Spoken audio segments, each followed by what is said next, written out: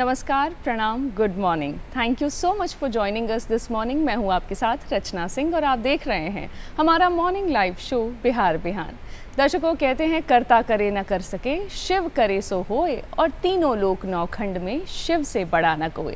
जी हाँ, शिव के नाम के साथ कार्यक्रम की शुरुआत और थ्रो बैक थर्सडे में आज हमारे साथ बहुत सारी चीज़ें हैं। कार्यक्रम की शुरुआत हो गई है और जैसा कि आप जानते हैं कि हम हर रोज़ की जो शुरुआत है एक अच्छे से विचार के साथ करते हैं, एक सुविचार के साथ करते हैं। तो आइए देखते हैं क्या है आज का विचार।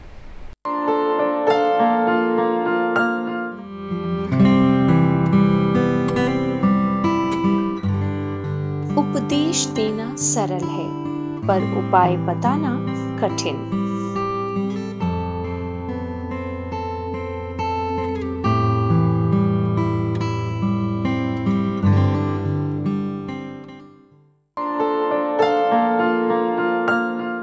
कार्यक्रम में अब आगे बढ़ते हैं और बहुत ज़रूरी बात आप सभी से करना चाहती हूँ। जब ये अगस्त का महीना शुरू हो जाता है तो ये पूरा महीना डेडिकेट कर देते हैं हम अपने स्वतंत्रता दिवस को। ये महीना हमें स्वतंत्रता दिवस मिला था इसी माह में, और साथ ही आपको ये भी बताना चाहती हूँ कि ये जो अगस्त का महीना है इसमें अगस्त क्रांति से लेकर के बहुत सारी चीज़ें हुई, जिसमें 7 तारीख का यानी आज का जो दिन है वो बहुत ख़ास है, क्योंकि आज ही से स्वदेशी आंदोलन की शुरुआत हुई थी।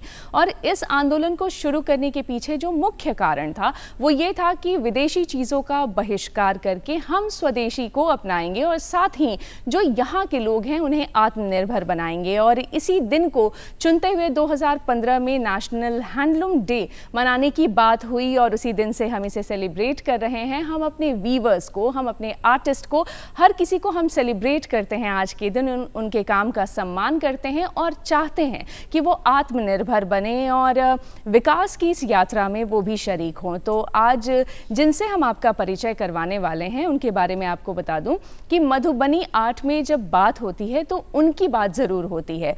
उनकी गैलरीज इतनी पॉपुलर हैं, जब अगर आप कभी विजिट किए होंगे या नहीं भी किया है तो कभी लगाएंगी वो तो ज़रूर जाइएगा। बहुत सुंदर मधुबनी आर्ट वो बनाती हैं कैनवस पे। जब वो काम करना शुरू करती हैं तो वो काम बहुत ही सुंदर दिखता है और बहुत ही अद्भुत लगता है। साथ ही मधुबनी आर्ट को लेकर के उन्होंने बहुत सारे एक्सपेरिमेंट्स भी किए हैं, बहुत सारी ऐसी चीज़ें की हैं जो आर्टिस्ट अपने लीक से हटकर करने से पहले थोड़ा सोचता है। उसे लगता है कि क्या ये करें कि नहीं करें, इसको लेकर एक्सेप्टेंस होगा नहीं होगा। घर, परिवार, समाज, देश सब उस आर्ट फॉर्म से जुड़ा हुआ होता है और मधुबनी आर्ट एक ऐसा ही आर्ट है जिसको कि आज हम सेलिब्रेट कर रहे हैं। और जब बात हैंडलूम की होती है तो सिर्फ हम वीविंग की बात नहीं करते हैं, हम हर चीज़ की बात करते हैं। हर वो चीज़ जो हाथ से बनाई गई है, हर वो चीज़ जिसका बहुत इंट्रिकेट काम है और जो बहुत महीनों की, सालों की मेहनत के बाद कोई आर्टिस्ट सीखता है और उसे जब वो अपने कैनवस पे, कपड़ों पर उतारता है तो बहुत खूबसूरत दिखता है। तो आइए जिनसे आपका परिचय करा रहे हैं उनसे आपको मिलवा दें। हमारे साथ स्टूडियोज़ में जुड़ रही हैं अलका दास जी, जो मधुबनी आर्टिस्ट हैं। मैम, बहुत बहुत स्वागत है आपका हमारे कार्यक्रम में। शुक्रिया मैम। सबसे पहले यही समझना चाहते हैं कि ये जो दिन, महीने, साल लग जाते हैं किसी आर्ट फॉर्म को सीखने में, इसका मोटिवेशन आपको कहाँ से मिला, कहाँ से प्रेरणा मिली और कहाँ से लगा कि इस आर्ट फॉर्म को अब ग्लोबल बनाते हैं? हाँ, ये आर्ट फॉर्म हमारे घर से ही आई है। हमारे भाषा के साथ इसका भी विकास हुआ है। जैसे हम बोले वैसे इस कल्चर को देखे, उसी के साथ मेरा विकास हुआ है। लेकिन इसको ग्लोबल बनाने का आइडिया तो बहुत बाद में आया। पहले तो बस शौकिया करते रहे। अभी भी शौकिया ही रहता है, क्योंकि मुझे इसमें इतना अच्छा लगता है करना, पेंटिंग करना, कलर भरना, डिज़ाइन करना, अप्लाइन करना। मतलब कलर में घुस जाना तो एक बात 2 घंटे से पहले उठना नहीं है उसमें से। तो ये मोटिवेशन घर से ही मिला। धीरे धीरे बहुत सारे मित्र मिलते गए, कारवा बढ़ता गया, उसमें बहुत से लोग जुड़े, लेकिन बेसिकली घर से ही मिला। पारिवारिक पृष्ठभूमि रही। जी मैम, अगर प्रेरणा की बात करें तो किसे आप मानती हैं कि वो प्रेरणा रही है? क्योंकि मधुबनी एक ऐसा आर्ट है जो उस क्षेत्र में रहने वाली कई सारी महिलाएं करती हैं, लेकिन जब हम उसको एक प्लेटफॉर्म देने की बात करते हैं तो वहाँ फिर बहुत कम महिलाओं का रिप्रेजेंटेशन हो पाता है। हम आपसे समझना चाहते हैं कि कहाँ से वो प्रेरणा मिली, कहाँ से वो किक पॉइंट आया कि लगा कि नहीं, अब इसमें करियर बनाया जा सकता है या इसे लोगों तक, जन जन तक पहुंचाया जा सकता है?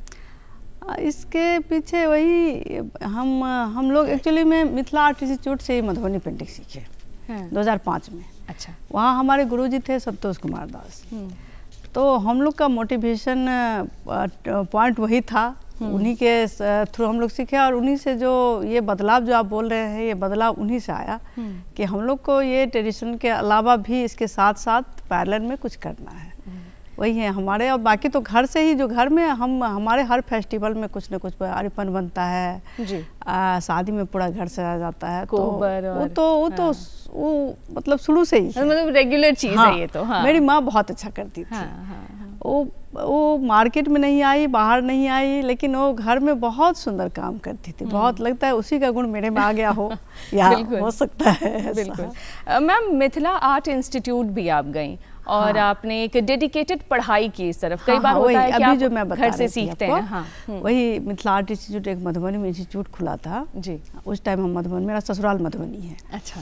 तो मधुबनी में रहते थे तो मेरी मदर इन लॉ बोली कि तुम भी जाके उसमें सीख लो। वहाँ संतोष कुमार दास सर थे जो रांटी के हैं और बड़ौदा आर्ट कॉलेज से पढ़ाई किए, लेकिन उन्होंने मिथिला पर ही काम किया। अच्छा। और बहुत उनका बहुत एक्सपेरिमेंटल काम रहता है हमेशा। तो उन्हीं से हम लोग सीखे थे। 2 साल उनके साथ काम किए वहाँ रह के। उसके बाद मेरा काम आगे बढ़ गया, बढ़ते चला गया। जी जी। मैम एक और चीज़ समझना चाहते हैं कि चूंकि ये एक आर्ट फॉर्म ऐसा है, क्लासिक है मूलतः, और जब इसमें अगर आप काम करती हैं तो आपका अपना डिफरेंशिएटर क्या होता है? कब ऐसा लगता है कि मतलब ये जो काम है ये अलका दास जी का काम है, ये और कोई नहीं कर सकता है? हाँ, या कैसे आपने उसमें अपनी एक जगह बनाई? ये देखिए ये डिसाइड हम कैसे कर सकते हैं कि ये अलका दास का ही काम है। ये हम के जो ट्रेडिशनल काम था उसको एक अलग दिशा में शुरू किए। जैसे इतिहास पर काम किए, बहुत कुछ किया है। अभी करंट करते हैं, नेचर पर बहुत काम करते हैं। अच्छा। जो उसका डिजाइन, उसका कलर, उसका वो आपको जो देखता व्यूअर्स देखता है वो समझता है कि अलका दास का काम है। ये अलका दास डिसाइड नहीं करती है। मैं वही समझना चाह रही हूँ मैम कि किस किस तरीके के एक्सपेरिमेंट्स आपने किए और कौन कौन से ऐसे काम हैं जो आपने किए जो कि डिफरेंशिएटर बना आगे आकर के, और कहाँ कहाँ लगा कि यहाँ काम नहीं हुआ है या इस तरफ काम करना चाहिए? हाँ, मुझे ये काम बेसिकली आप मिथिला का जो होता है बेसिकली अरिपन पर होता है या नेचर पर होता है या फिर रामायण महाभारत इस टाइप पर होता है, मैथोलॉजी का। हाँ। अक्सर वही होता है जी। तो वो तो है, वो तो बनते जा रहा है, सबको पता है कि ये बनना है, ये बना देना है। लेकिन अगर उस पर फिर लगा कि नहीं, इस पर आम जनसाधारण पर काम होना जरूरी होता है, क्योंकि ये एक आर्ट फॉर्म है, ये एक शैली है। ये कोई जरूरी नहीं कि हम जो चाह रहे हैं वही करते हैं। उसको अगर बदलाव करेंगे तभी आगे जिंदा रह पाएगा, नहीं तो फिर वही धीरे धीरे वो डाउन टू अर्थ मतलब नीचे चला जाता जा रहा था। जी। तो उस पर हम और बहुत काम किए। जैसे अभी मेरा गदर का काम हुआ था पहला। अच्छा। तो पहला काम था तो उस पर प्रयोग किए थे हम। गदर आंदोलन पर एक हमारे सहयोगी मतलब मित्र भी है, सहयोगी गार्जियन हम बोलते हैं, भैरव लाल दास जी बहुत काम करती है इतिहास पर। तो वो बोले कि आपको इस लीक से हटकर इस पर काम करना चाहिए, मतलब समकालीन विषयों पर आना करना चाहिए। समकालीन ही हुआ, लेकिन अब तो हिस्ट्री है वो। हाँ। तो हम किए, डरते डरते किए भी। वो जो उसका जो आया इफेक्ट बाद में, उसका जो असर आया जब गैलरी में लगी, जब लोगों ने देखा, तो तब लगा कि नहीं, ये इसके अलावा ट्रेडिशन के अलावा भी मुझे इस पर आगे काम करते रहना चाहिए। उसके बाद हम लगातार उस पर काम, बहुत विषयों पर काम किए उसके बाद। और शायद आज लोग अलका को इसीलिए जानते हैं। जी जी जी, बिल्कुल बिल्कुल। और यहाँ चंपारण सत्याग्रह पर भी जानना चाहते हैं। हाँ, उसको कैसे आपने किया और क्या उसका भी मोटिवेशनल पार्ट वही भैरव दास जी ही है। हाँ। वो भी गांधी जी पर एक्चुअली में भैरव दास जी का बहुत काम है, बहुत। अच्छा। वो बहुत बड़े रिसर्चर हैं वो गांधी जी के। चंपारण पर उनका बहुत बड़ा काम है। तो उन्हीं के साथ रहते रहते उन्हीं के विचार से प्रभावित होकर हम ये काम किए। ये काम भी मेरा बोलते माइलस्टोन साबित हुआ। ये भिठरवा आश्रम में भी लगा हुआ है, यहाँ बापू टावर में गांधी पर 4 काम लगा हुआ है। जी। तो ये मेरे लिए मतलब ये जो अलग काम किए, ये मेरा इसका असर देखिए, फायदा देखिए, जो बोल सकते हैं। जी।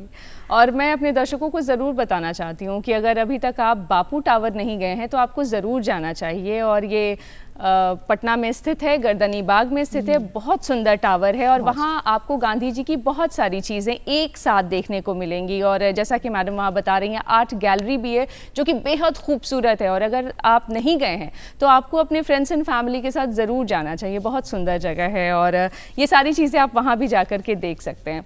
एक और बात समझना चाहते हैं मैम कि चूँकि मधुबनी आर्ट में प्राकृतिक रंगों का प्रयोग होता है तो उसके साथ हैंडल करना कितना मुश्किल होता है, और अगर कोई नया है जो सीख रहा है वो कैसे उसमें काम करे और कैसे अपनी जगह बनाए? ये प्रकृति रंग पहले जो हमारे जो पहले थे वो तो चूँकि गांव में रहते थे, प्रकृति में ही रहते थे। अब तो हम लोग कंक्रीट में आके रहने लगे हैं। बिल्कुल, हाँ। तो वहाँ दिक्कत नहीं होती थी क्योंकि वहाँ डिबिया जलाया जाता था, उससे काला निकाल दिया, अगल बगल फूल पत्ते से कलर निकाल दिया, तो वो आसान था। लेकिन अब उसके लिए स्पेशली करना पड़ता है कि चलो मार्केट से फूल खरीद के लाओ, पत्ते यहाँ से जुगाड़ करो। और इसका मार्केट धीरे धीरे डाउन हो गया कि इसका एक और कारण है कि काला तो लोग आराम से हर समय बना लेता है, लेकिन हर समय फूल पत्ती अवेलेबल नहीं, उपलब्ध नहीं होता है, और वो सीजनल है। हाँ। तो इसलिए थोड़ा सा मुश्किल हो गया है, लेकिन अभी भी लोग कर रहे हैं। और इसका एक और है, इसमें इस कलर में जो एक चमक होता है जो एक्रेलिक में होता है वो इसमें नहीं होता है, इसलिए इसका मार्केट भी उतना ज़्यादा नहीं है जितना होना चाहिए। मार्केट है नहीं है ऐसा नहीं है, लेकिन जो होना चाहिए वो नहीं है जी। और मुश्किल भी है बनाना, थोड़ा टाइम टेकिंग भी है इसमें। तैयार करो, उसको तुरंत कंप्लीट करो, नहीं तो कलर खराब हो जाएगा। इसलिए थोड़ा सा ये कम हो गया है जी। बंद नहीं हुआ। मैम क्या आजकल एक्रेलिक कलर्स का खूब यूज हो रहा है, इस्तेमाल हो रहा है? यूज हो रहा है बहुत ज़्यादा, वही बल्कि यूज ही हो रहा है, ज़्यादा हो रहा है जी। मैम प्रथम राज्य पुरस्कार आपको मिला था, तो उसका एक्सपीरियंस कैसा रहा? और उस टाइम मेरा काम नया नया शुरू ही हुआ था गैलरी में। पहले उससे पहले मेरा एक एग्जीबिशन हुआ था पटना ललित कला अकादमी में, उसके बाद ही सेकेंड यही एग्जीबिशन था मेरा। तो हम अप्लाई किए तो उसमें इस पर मेरा पूंजीवाद पर काम बना हुआ था। अच्छा।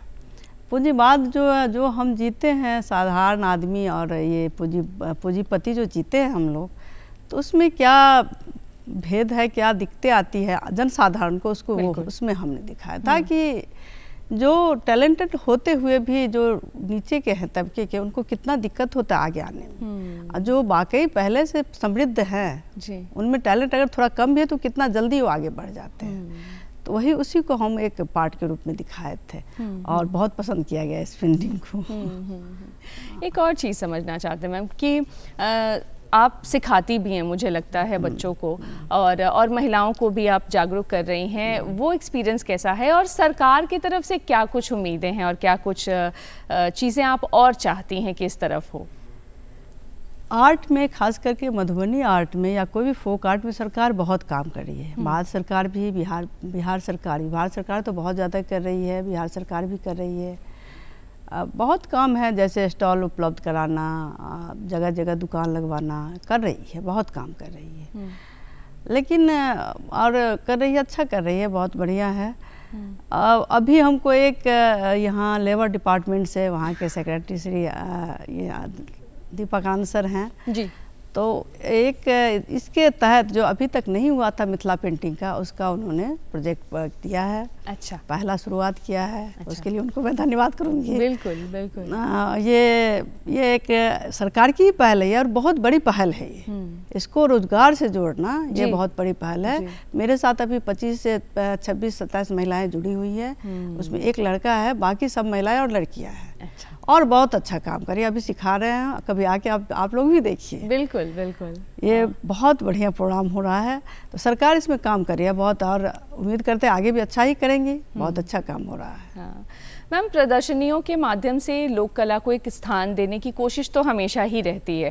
आपकी प्रदर्शनियां देश विदेशों तक गई, उसका कैसा एक्सपीरियंस रहा, और क्या चाहती हैं कि प्रदर्शनियों में और क्या कुछ खास हो? जनता से भी क्या चाहती हैं, ये भी बहुत ज़रूरी है, क्योंकि प्रदर्शनियां आखिर हम लगाते हैं जनता के लिए ही। तो जनता का इस तरफ क्या रुख होना चाहिए, और प्रदर्शनियों में और क्या सुविधाएँ या और क्या बेहतर हो सकता है, ये भी बताइए।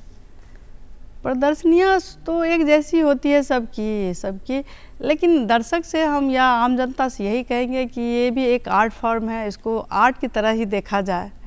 इसको ये नहीं कि कपड़ा में हो गया तो ये आर्ट फॉर्म नहीं है, ऐसा नहीं है, ये बहुत समृद्ध आर्ट फॉर्म है। और जैसे तैसे दीवारों पर कुछ भी होके किया जा रहा है तो उसको एक गैलरी में आके देखे, जो उसका असली रियल जो असली मतलब मिथिला पेंटिंग जो होता है वो गैलरी में आके देखे, उनको दिखेगा, समझ में आएगा। बहुत लोग नहीं समझते मिथिला पेंटिंग, तो उसको आके समझ के देखना समझना चाहिए। इस पर काम होना चाहिए सरकार की तरफ से भी, सब तरफ से भी, आम जनता की तरफ से भी, ये आर्ट लवर है उनके तरफ से भी, और हम आर्टिस्टों की तरफ से भी होना चाहिए इस पर, तभी ये बहुत आगे जाएगा। बिल्कुल बिल्कुल। हम दर्शकों को बताना चाहते हैं कि मधुबनी पेंटिंग को GI टैग भी मिला है।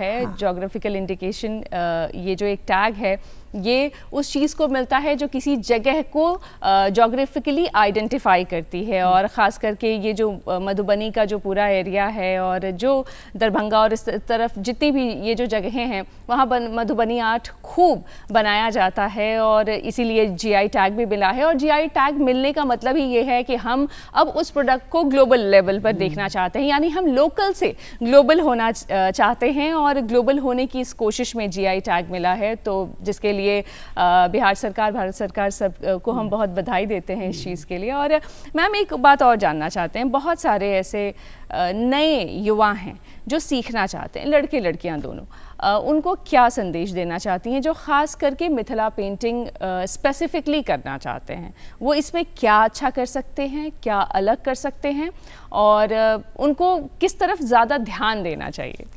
उनको सबसे पहले कि ये जो गूगल से कॉपी करते हैं ये करने छोड़ना चाहिए। सबसे पहले अंदर से जो आता है उसको पहले करें। अगर आपको समझ में नहीं आ रही है तो आप अपने सीनियर से एडवाइस लें, उनके साथ बैठ के काम करें। और कोई भी आर्ट तुरंत आपको पैसा नहीं देती है। ऐसा काम करें कि आपके काम को लोग देखें, बोले वाह, तो वो अपने आप आपको उस मार्केट में भी ले जाएगी, आपको अपने आप पैसा भी मिलेगा। ये कुछ भी कॉपी करके औने पौने करके बेचना, ये आर्ट भी ख़राब होती है, आपका कैरियर भी ख़राब होता है। ये युवा के लिए, आज के युवा के लिए एक बहुत बड़ा कारण बन गया है कि अभी भी मेरे साथ कुछ लड़कियां बोलती कि मैं देख लेती हूँ इसमें, गूगल में करे, तो मैंने सख्ती से मना किया कि नहीं, गूगल से मत करो, जो आता है टेढ़ा सीधा जो होता है खुद से करो, यही एक दिन तुम्हारी असली पहचान होगी। जी मैम, एक और आखिरी सवाल आपसे जानना चाहते हैं कि मिथिला पेंटिंग को लेकर के क्या आप कोई किताब या कुछ ऐसा कुछ डॉक्यूमेंटेशन आपकी तरफ से हो रहा है, क्या कुछ रिसर्च चल रहा है आपका? हाँ, अभी बहुत काम हो रहा है। जैसे अभी कुछ दिन पहले हम लोग कोबर में एग्जीबिशन किए, जो कोबर को एक आर्ट फॉर्म, बहुत समृद्ध आर्ट फॉर्म है हम लोग का, जो उसके बिना हमारे यहाँ शादी ही नहीं होती है। तो उस पर एक हम लोग बहुत बड़ा आयोजन किए। अच्छा, उसका पूरा डॉक्यूमेंटेशन हुआ, उस पर लिखा जा रहा है, अभी भी लिखा भी गया है, और आगे भी इस तरह का काम जारी शुरू हो चुकी है, अब जारी है, चलता ही रहेगा। वो हम लोग मिथिला आर्ट पर बहुत काम, कुछ हम लोग का एक टीम है जी, हम सब बहुत उस तरफ काम हो रहे हैं। जी जी हो रही है। मैम, आप हमारे कार्यक्रम में आई, सुबह सवेरे का आपने इतना अच्छा इम्पोर्टेंट वक्त आपने हमें दिया, मधुबनी आर्ट पे आपने इतनी बातें की, इसके लिए आपका बहुत बहुत धन्यवाद।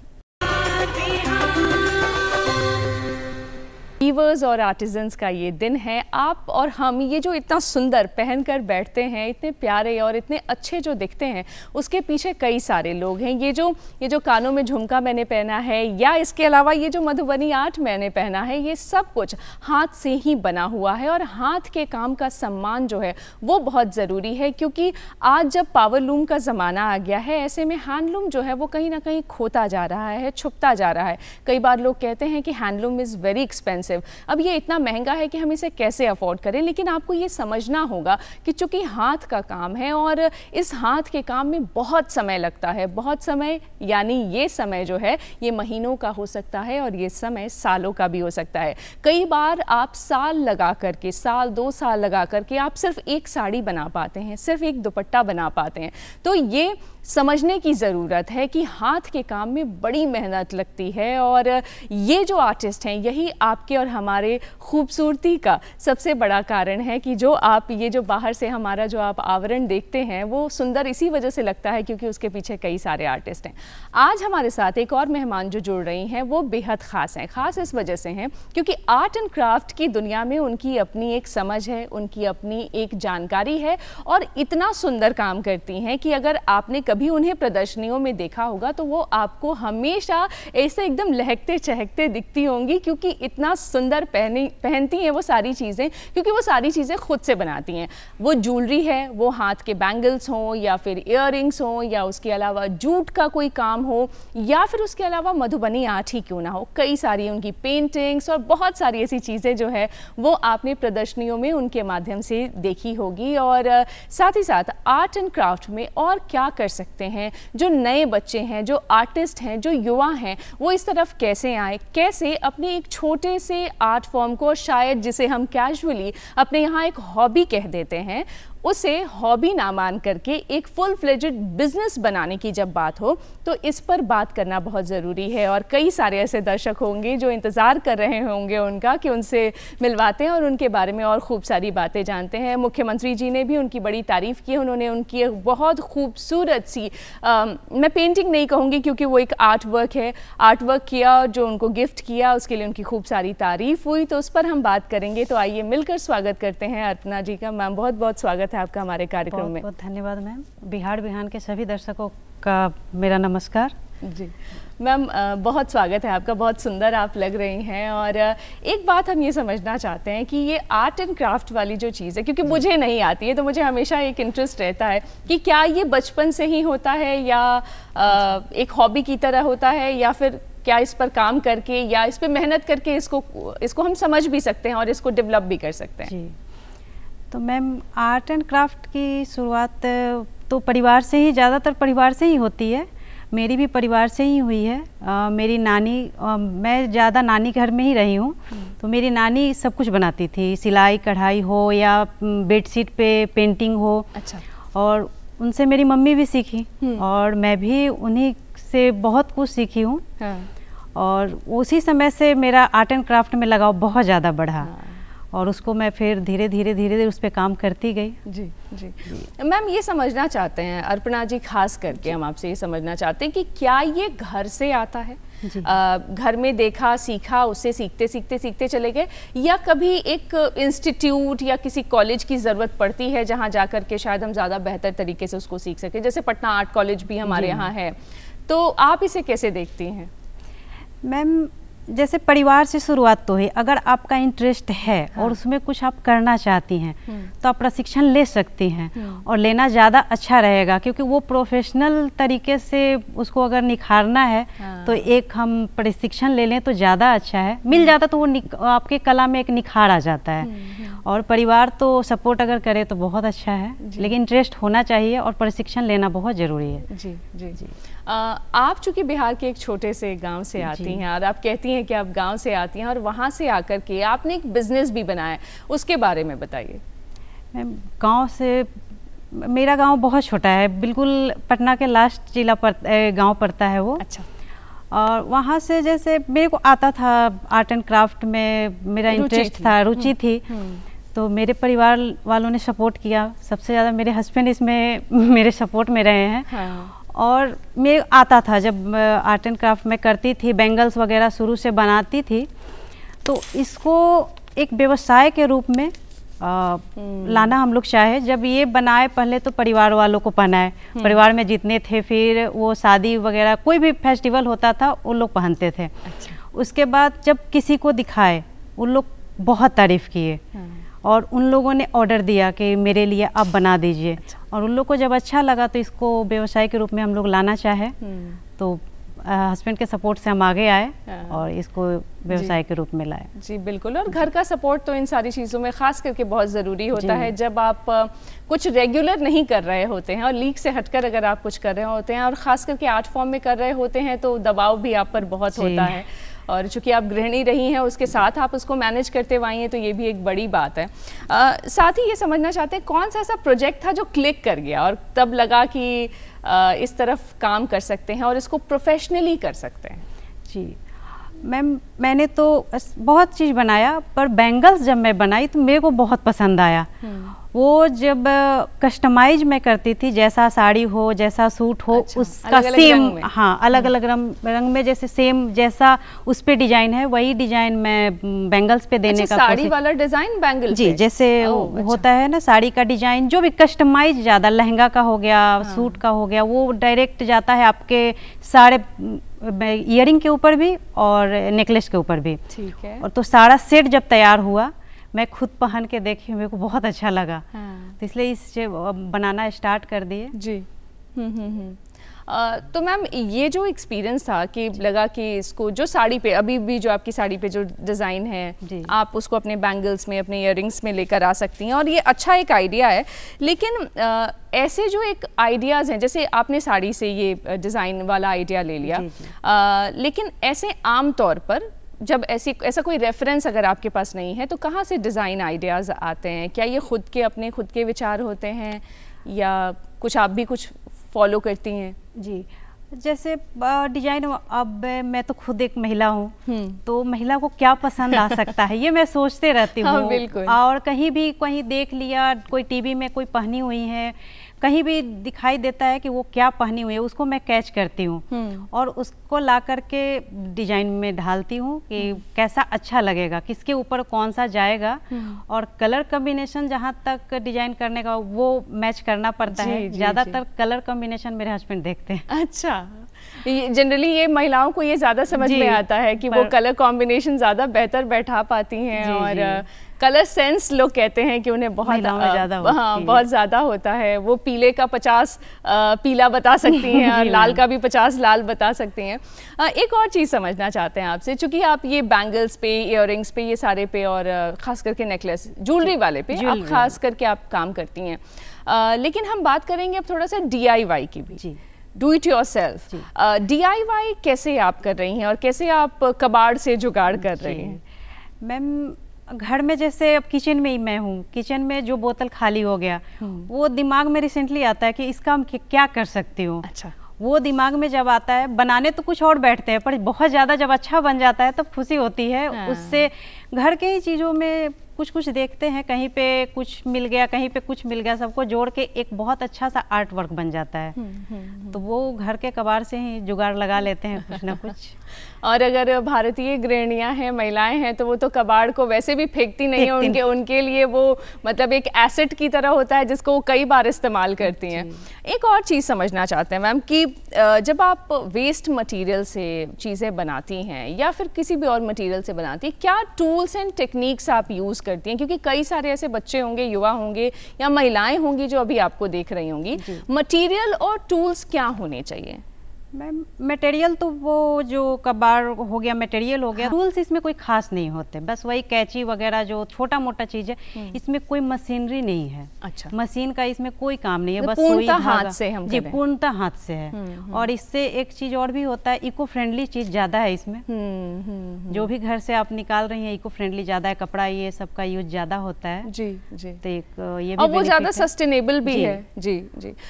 एक और बात समझना चाहते हैं मैम आपसे कि आर्ट वर्क जब आप कर रहे होते हैं, घर में आपको प्रेज मिल रहा होता है, आसपास के जो सगे संबंधी हैं, लोग हैं, वो कहते हैं आप अच्छा कर रहे हैं, अच्छा कर रहे हैं।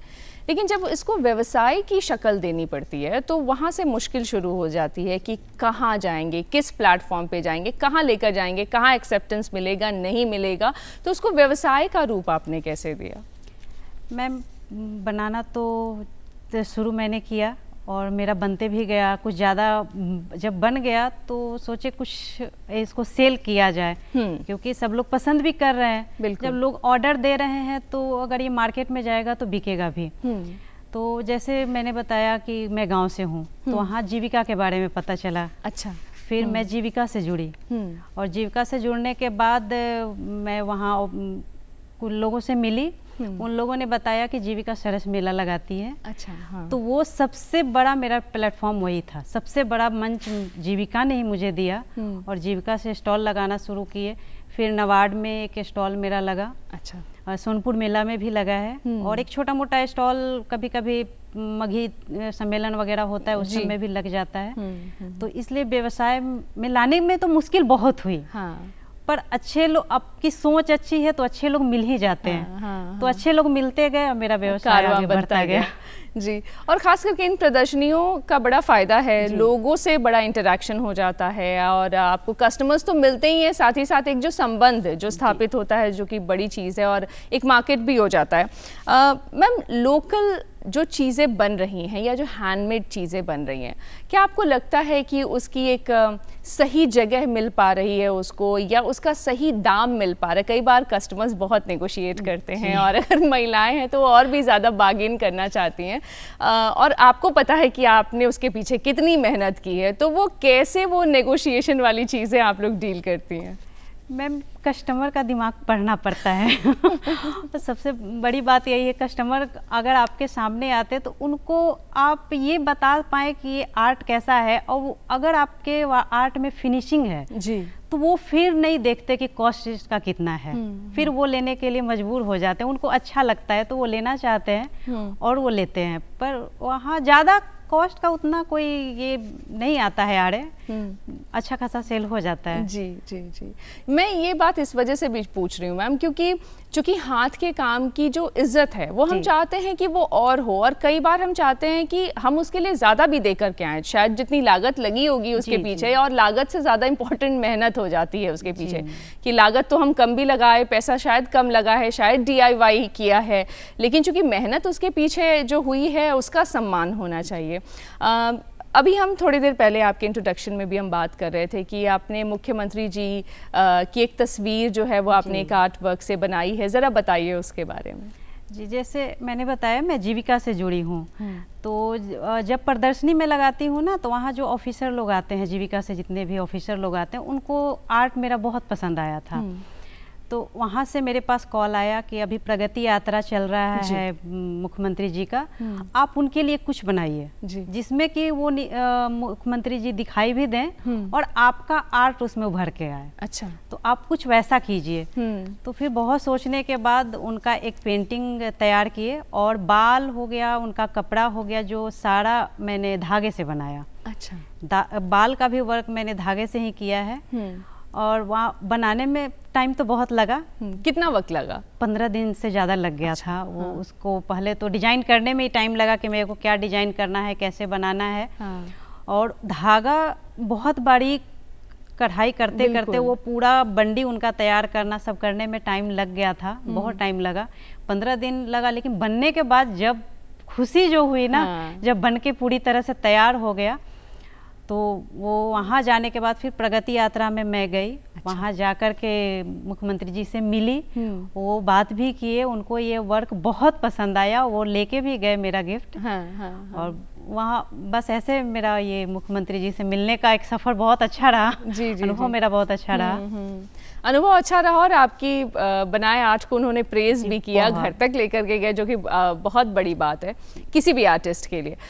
एक और बात समझना चाहते हैं मैम आपसे कि चूंकि आपने कहा कि आप जीविका से जुड़ी हुई हैं और आप खुद अब रोज़गार अपना एक आप जनरेट कर चुकी हैं, बाद की जो पीढ़ियां हैं या जो कुछ और लोग हैं जो सीखना चाहते हैं, जो इस सीखने की क्रिया में आना चाहते हैं, उनको आप कैसे सिखा रही हैं, उनको आप कैसे जोड़ रही हैं, और कब से आपने ये सिखाने का काम शुरू किया, और क्या परिवर्तन लेकर आ पाई हैं आप उनकी ज़िंदगी में? जी, जैसे जीविका से जुड़ी हूँ, तो जीविका में जितनी भी सदस्य हैं मेरे ग्रुप में, उन लोगों को सिखाना मैंने शुरू किया, क्योंकि गांव में वो लोग बैठी थी, कुछ उन लोग कर नहीं पा रही थी, पर सीखने के बाद उन लोग को भी लगा नहीं कुछ करना चाहिए। उन लोग को जोड़ा, और ज़्यादातर यंग लड़कियां जो हैं वो लोग सीखने में ज़्यादा उन लोग का इंटरेस्ट होता है, क्योंकि ये एक नया वर्क है जो अभी बिहार में फ़िलहाल नहीं है। जी। तो बिहार में लाने के लिए, और तो लड़की लोग ज़्यादा सीख रही है, लड़कियों को मैं ज़्यादा जोड़ रही हूँ। और इसमें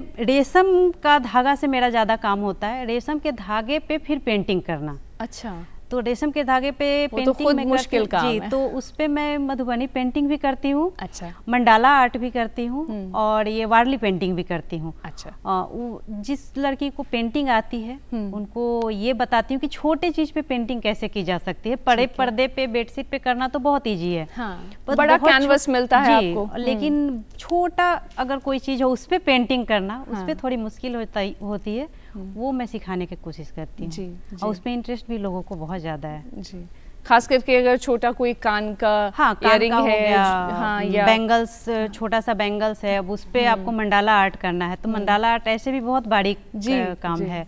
वारली आर्ट हो गया, तो ये सब अभी अब आप सूट में ये सब आ रहा है, साड़ी में ये सारे वर्क आते थे, पर ज्वेलरी में नहीं आते थे। तो एक कला को ज्वेलरी के रूप में लाना मुझे अच्छा लगा कि श्रृंगार के रूप में अपनी कला को लेके आऊं, तो श्रृंगार के रूप में मैं लेके। और ज्वेलरी एक अलग कहानी कहती है, मतलब आपने जो पहना है उसके अलावा जो ज्वेलरी है वो एक अलग उसकी स्टोरी टेलिंग होती है, और वो एक अलग तरीके से बातें कन्वे करती है जब आप किसी को भी ज्वेलरी में देखती हैं खास करके। तो यहाँ जो बात हम कर रहे हैं अभी कि हम कैसे DIY या इयरिंग, बैंगल्स पे हम अलग अलग आर्ट फॉर्म्स आप लेकर के आ रही हैं, बिहार के अलग अलग आर्ट फॉर्म्स को भी आप दिखाने का काम कर रही हैं। कुछ ऐसा है मन में जिस तरफ अभी काम नहीं किया है और करने की बहुत इच्छा है, और उसमें कुछ एक्सपेरिमेंट करना चाहती हैं? मैम ऐसे तो अभी बैंगल्स में मैं काम कर रही हूँ। इस बैंगल्स में मैं चाहती हूँ जितने इंडिया के आर्ट वर्क हों, अच्छा, वो सबको मैं ला सकूं, और मैं ऐसा बिहार में लाऊं जो इंडिया में जितने भी स्टेट वो पहनते हैं। अच्छा। जितने भी ज्वेलरी हर इंडिया में बहुत तरह के ज्वेलरी पहने जाते हैं, जो कि मैं बिहार में ला सकूं। अच्छा। और जो हैंडवर्क हो उस क्षेत्र में अगर बिहार में साड़े आ जाएं, हाँ, तो बिहार के लोगों के लिए फायदा है, क्योंकि बिहार में भी बहुत लोग सारे स्टेट से आकर के रहते हैं। अगर उन लोग को यहाँ ही मिल जाए, हाँ, उनके अगर स्टेट का, तो उन लोग को भी खुशी होगी और मुझे तो होगी। जी जी जी बिल्कुल। और मैम एक और लास्ट में जानना चाहते हैं कि क्या संदेश आप लड़कियों को या महिलाओं को देना चाहती हैं जो स्वरोजगार की तरफ आगे बढ़ रही हैं और जिनकी इच्छा है कि वो घर बैठे ही कुछ अच्छा करें? मैं लड़कियों और महिलाओं से यही बोलना चाहूँगी कि आप जो घर में बैठी हैं, तो घर में बैठने के बाद बहुत सारा वर्क आपके पास टाइम बच जाता है, उसमें अगर आप अपने काम को निखारें तो ज़्यादा अच्छा है, और इसमें आपका इनकम भी अच्छा है, तो किसी पे डिपेंड भी उतना नहीं रहना होगा। आप मतलब ऐसे है कि आप घर को सपोर्ट भी कर सकती हैं, बिल्कुल, फैमिली को पूरी तरह से सपोर्ट कर सकती हैं। हाँ। तो एक अच्छा आपका परिवार चल सकता है। हाँ। और हैंडमेड चीज़ों का तो अभी प्रचलन बहुत ज़्यादा बढ़ गया है। जब से खास करके नरेंद्र मोदी जी हमारे प्रधानमंत्री हुए, वो हैंडमेड चीज़ों का जब से प्रमोट किए हैं, इस तरफ लोग ज़्यादा झुकाव लाए हैं, उन लोग को पसंद बहुत आने लगा है। इसलिए हैंडमेड चीज़ों पर अगर काम करें महिलाएं, तो ये अभी बहुत आगे जा सकती है और ले जाना अच्छा भी रहेगा। बिल्कुल बिल्कुल। और लोकल इज ग्लोबल उनका जो कॉन्सेप्ट है, तो उस माध्यम से सही बात है कि हम अपने स्टेट के या अपने देश के जो अलग अलग जो कलाएं हैं उनको हम एक बड़े मंच पर लेकर आना चाहते हैं और एक उनको बड़ा कैनवस देना चाहते हैं। मैम आप हमारे कार्यक्रम में आई, हमारे दर्शकों को आपने इतनी अच्छी जानकारी दी, महिलाओं को और ख़ास करके जो यंग लेडीज़ हैं हमारी, आपने उनको इतना जागरूक करने की कोशिश की, इसके लिए आपका बहुत बहुत धन्यवाद। धन्यवाद। तो दर्शकों अभी हम बात कर रहे थे अर्पणा जी से और उनसे आर्ट एंड क्राफ्ट, DIY और उसके साथ ही कैसे एक छोटे से बिजनेस को एक बड़ा बिजनेस बनाया जा सकता है। एक छोटा सा काम जिसको शायद कभी हॉबी कह करके डिमीन भी किया गया हो, उस काम को आप कैसे बड़ा बना सकते हैं और उस काम में कैसे आप एक व्यवसाय बना सकते हैं, इस पर आज हम उनसे बातें कर रहे थे और उनसे समझ रहे थे। तो दर्शकों आज के लिए बस इतना ही। अगली सुबह आप हमारा फिर से ऐसे ही इंतज़ार कीजिएगा। बिहार बिहान लेकर अगली सुबह हम फिर से आने वाले हैं। तब तक के लिए आप देखते रहिए DD बिहार। नमस्कार।